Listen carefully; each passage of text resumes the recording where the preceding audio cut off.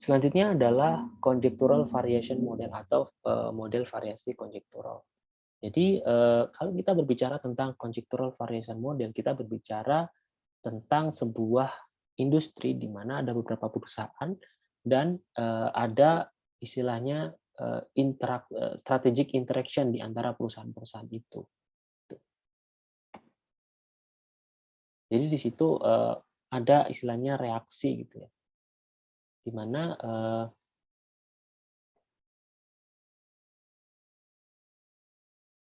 oke, di mana di situ memang ada pengaruh pada saat satu perusahaan itu memproduksi sekian, maka perusahaan yang lain itu nanti akan mereaksi dengan reaksi tertentu berkaitan dengan jumlah output yang diproduksinya.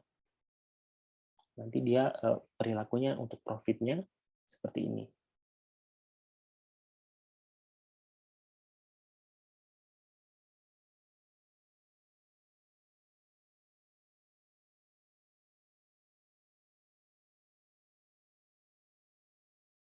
Oke, ini sebenarnya berkaitan dengan tadi ya, yang di Cornot tadi. Kalau Cornot memang tidak ada pengaruh ya, tidak ada pengaruh antara keputusan output dari satu perusahaan dengan perusahaan yang lain.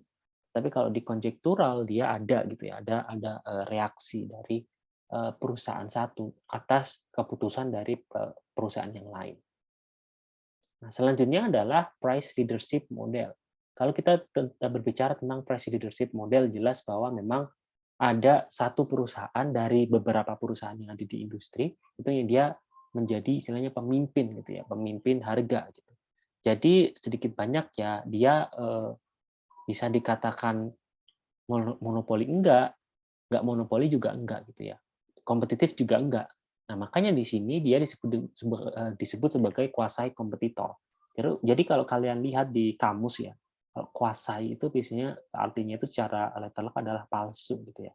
Jadi tadi misalnya kuasai kompetitif, dia itu tidak kompetitif, tapi dia juga enggak yang monopoli gitu. Jadi in between di shadow area. Makanya dia disebut dengan kuasai kompetitif. Nah, ini juga sama. Dia itu sebenarnya ada beberapa perusahaan, tapi ada satu perusahaan yang dia itu price leader di situ. Sehingga perusahaan-perusahaan yang lain itu tidak bisa dikatakan sebagai kompetitor juga karena memang leadernya itu adalah perusahaan tertentu atau di sini adalah misalnya perusahaan satu. Gitu. Sehingga perusahaan lain ya selain perusahaan satu, misalnya perusahaan dua dan seterusnya akan menjadi price takers. Seperti itu.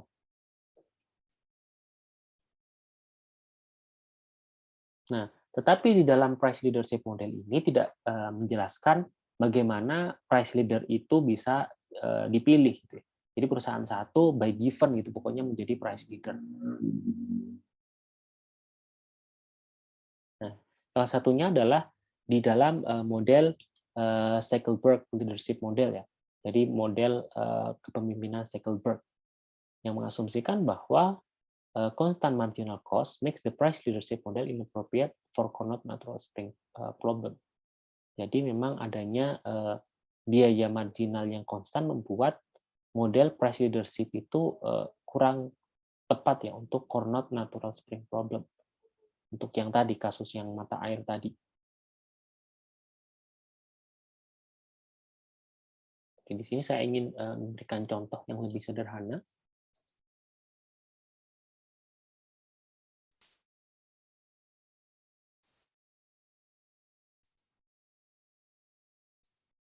Nah, jadi kalau di dalam Stackelberg ini, memang ceritanya adalah pada saat satu perusahaan itu, misalnya tadi ya price leader-nya itu sudah mengetahui aksi dari, jadi pada saat satu perusahaan, which is perusahaan leader, pada saat dia sudah memutuskan untuk memproduksi dengan tingkat sekian gitu ya. Nah, nanti perusahaan leader ini akan melihat reaksi dari perusahaan yang kuasai kompetitor tadi itu seperti apa. Nah, sehingga di sini nanti si perusahaan leader ini bisa menentukan harganya. Jadi misalnya saya kasih contoh, misalnya dalam kasus duopoli gitu ya. Dalam pasar duopoli. Bisa kan kalau kita bicara duopoli berarti yang satu leader, yang satu istilahnya follower gitu ya, pengikut. Jadi misalnya permintaan pasar adalah P sama dengan 30 min Q. Nah, kalau kita breakdown misalnya Q sama dengan Q1 plus Q2. Nah, nanti kita bisa lihat gitu ya, dari perusahaan satu. Dari perusahaan satu, kita lihat harganya atau demand-nya adalah P sama dengan 30 min Q1 min Q2.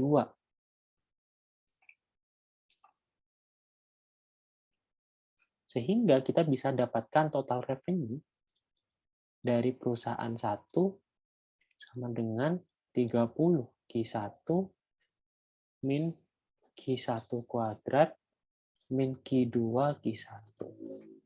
Dan kita bisa dapatkan marginal revenue-nya delta TR1 per delta QI, which is MR1 sama dengan 30 min 2Q1 min Q2.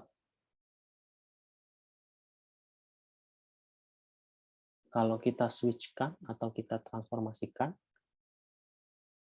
kita bisa dapatkan. Oke, ini ingat ya, bahwa marginal revenue-nya untuk maksimisasinya sama dengan 0.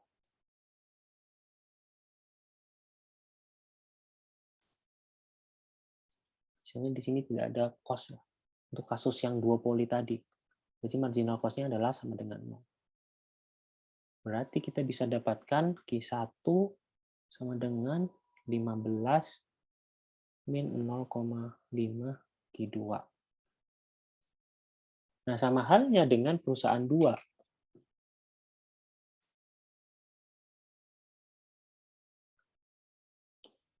Berarti kan kita bisa dapatkan P sama dengan 30 min Q1 min Q2.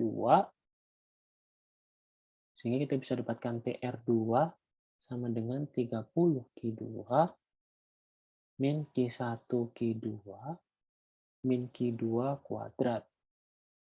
Dan MR2 diturunkan terhadap Q2 berarti 30 min Q1 min 2 Q2. Ingat bahwa MC2 sama dengan 0. Sehingga kita bisa dapatkan seperti perusahaan satu tadi. 30 min Q1 min 2 Q2 sama dengan 0.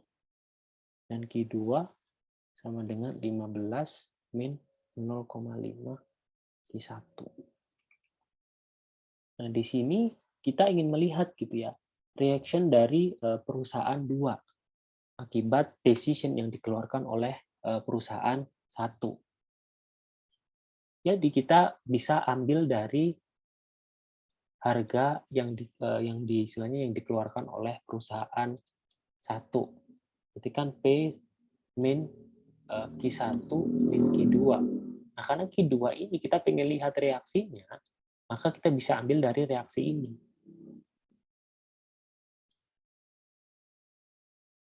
Di mana kita bisa substitusikan nilainya P sama dengan 30 min Q1 min 15 min 0,5 Q1.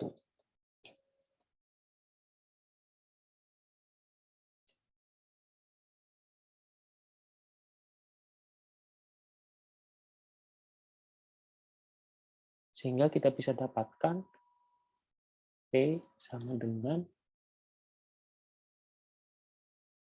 15 min 0,5 Q1. Nah, sehingga kita bisa hitung TR-nya juga di sini. Berarti TR1 sama dengan 15 Q1 min 0,5 Q1 kuadrat. Dan marginal revenue-nya sama dengan 15 min Q1. Note bahwa MC1 sama dengan 0 ya.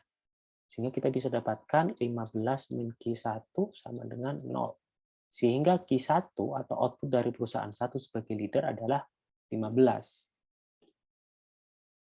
Nah, kemudian kan kita pengen tahu nilai atau base respon dari perusahaan 2 pada saat si output-nya perusahaan satu itu 15. Berarti nanti perusahaan 2 base responnya bagaimana?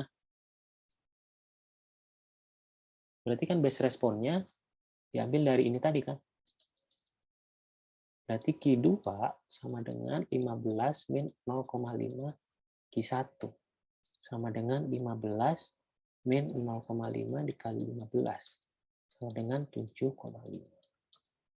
Jadi nanti decision-nya itu diambil dari Q1 terlebih dahulu, baru harus bisa dihitung untuk Q2. Nah, itulah yang bisa istilahnya membedakan price leadership ya, di mana di situ Q1 dulu menentukan output-nya.